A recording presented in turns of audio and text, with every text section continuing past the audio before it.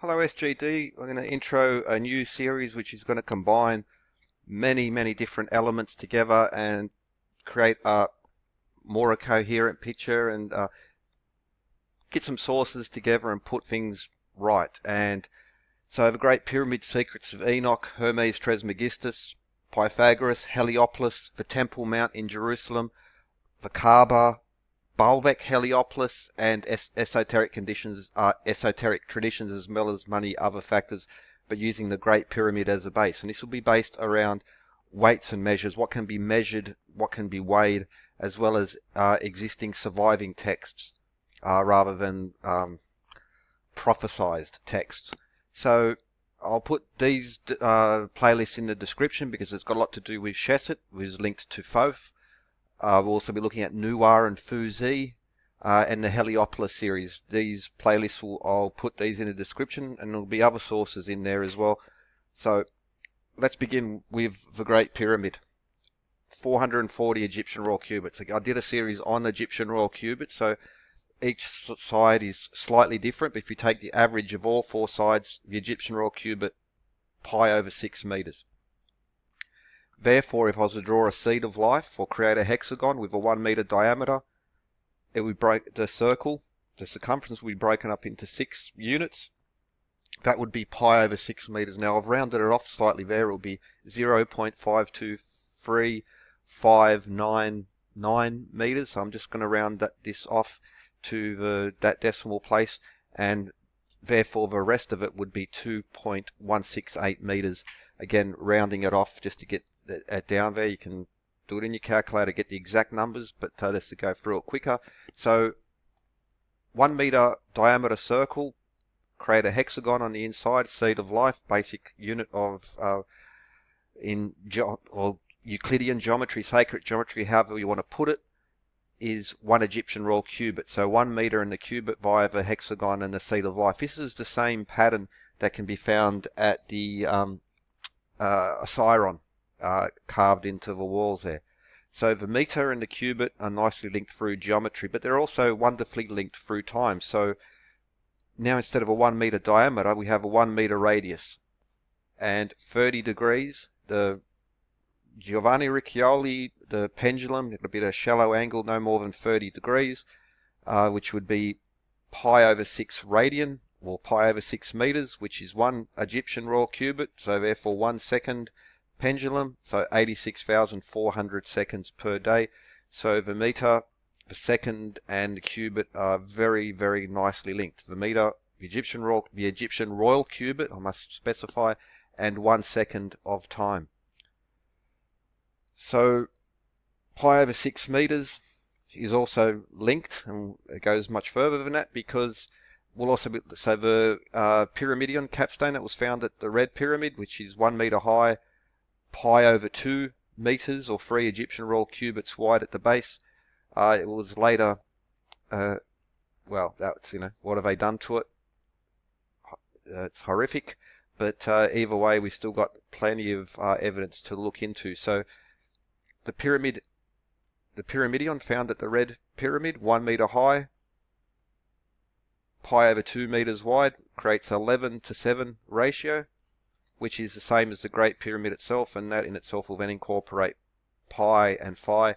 Now it's not exact, but if you incorporate the variations on each side, so just to point out, it's not exactly phi, it's not exactly pi, very close to it, and if you include the slight variations, it actually becomes perfect, and each side of the pyramid, each corner of the pyramid has a different meaning, and if you use the exact measures, what you get is a wonderful symphony of beautiful mathematics, geometric constants, astronomical information going on in there. So the Pyramid of Meidum is also that 7:11 ratio, the Great Pyramid, but also this capstone, which is 1 meter high, the meter and the cubit. So 7/11, or 11/7, is very good approximate of pi over 2. Very good. Now, if you're to get that level again in real world architecture, you're doing fantastic, but it gets better than that, more accurate than that. So to use the idealized measures, if you'll stand at the corner of a pyramid, 440 cubits at the base, 440 cubits, the most you're ever going to see of a pyramid is two sides. What you'll mostly see is this type of stuff, which is two-dimensional, and it's wonderful, but, so this would also apply to the pyramidion here at the red pyramid, that's thinking actually in two dimensions. But the pyramid is not a triangle, the pyramid is a pyramid. Therefore, a pyramid is a 3D object. Therefore, you can see two sides of it. So therefore, 440 plus 440 divided by the height, 280, gives us 22/7, which is the best whole number approximate of pi. You can get actually better than that, but again, working in the real world, if you can get that level of precision, you're doing really, really well. However, if you think in 3D, the deeper connections to the pyramid, and also think in the dimension of time, then the pyramid really starts to tell a story. And it will connect to other structures. There's recent series on 30. Well, it's all there to be measured. It's all there to measurable, tangible. Now, because the pyramid has slight variations on each side, so for instance, the southern face is 756.072 feet. The eastern face 755.428 feet. The differences are deliberate, because even just with the simplest measuring cord, you could get much higher, but they differ up to over 20 centimeters between each side. Again, with a measuring cord, just a very simple measuring cord, you could get higher precision than that. The variations on each side are deliberate. Therefore, from the southeast corner, if you include, so I've just converted that many feet into that many meters. That's why there's a long run-on of decimal points, because I don't want to round, for this type of thing, don't want to round it off. What happens is if you divide the maximum visible base on the southeast corner by the height, we get 3.14175. So very, very, very close to pi. Is it the fourth decimal place?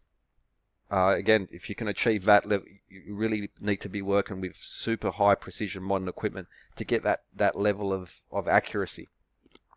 So that's a ratio of height to the maximum visible base. The pyramid is three-dimensional, not two-dimensional.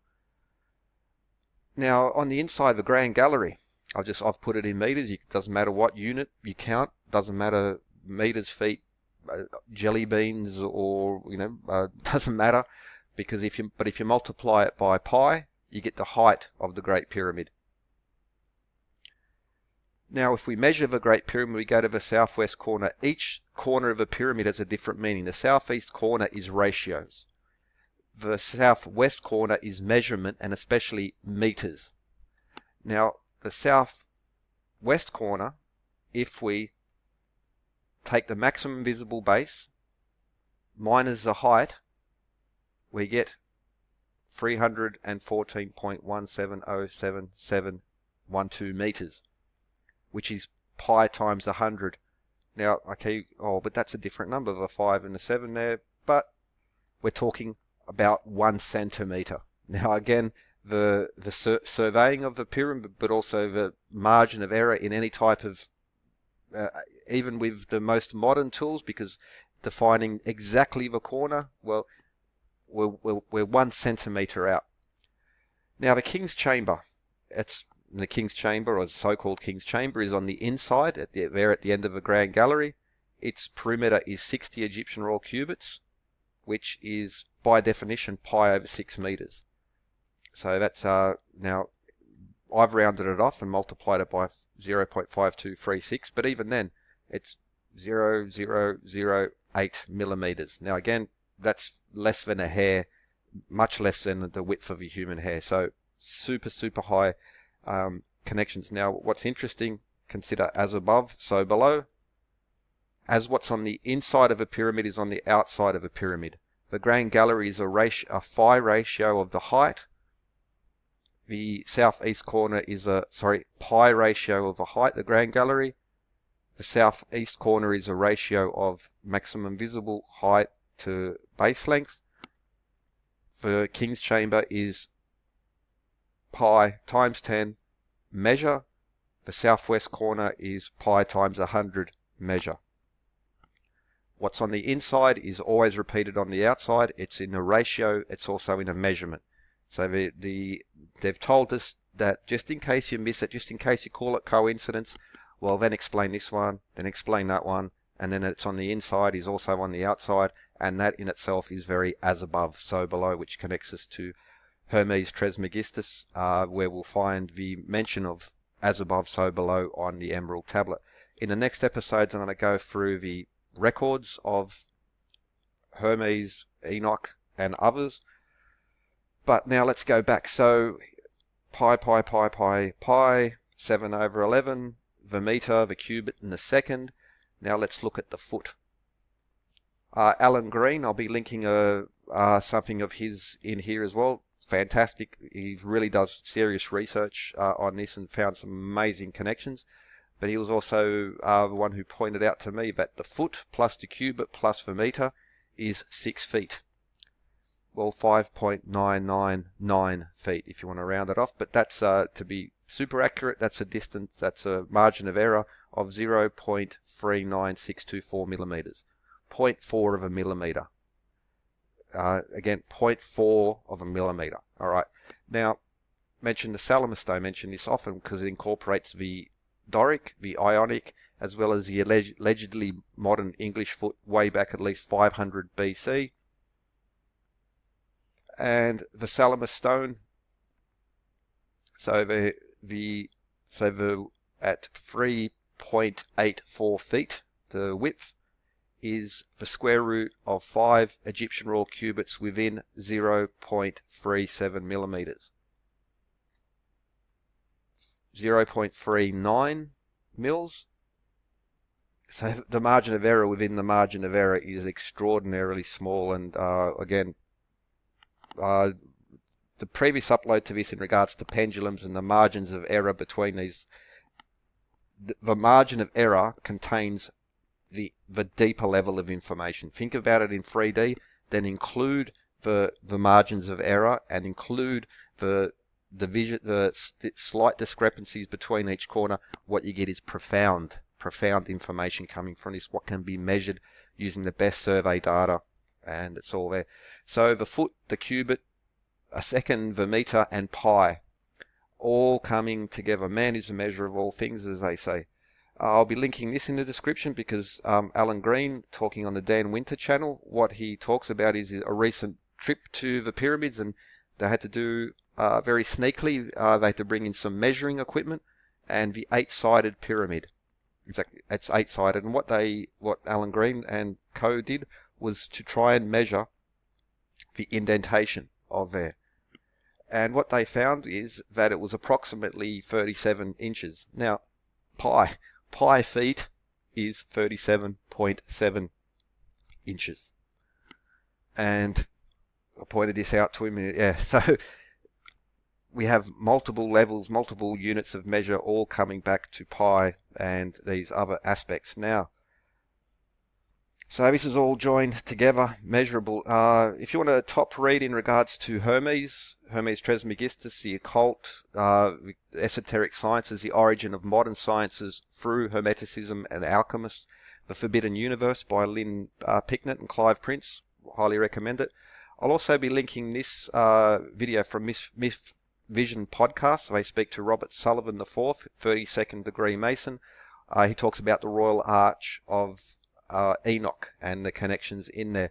Highly recommend to watch that one because that contains relevant information in regards to the next parts of these series, because we'll be looking at Hermes Trismegistus, connections to Pythagoras, Enoch, who lived for 365 years, which is a unit that's 365 feet, St. Paul's, Chartres, and other places.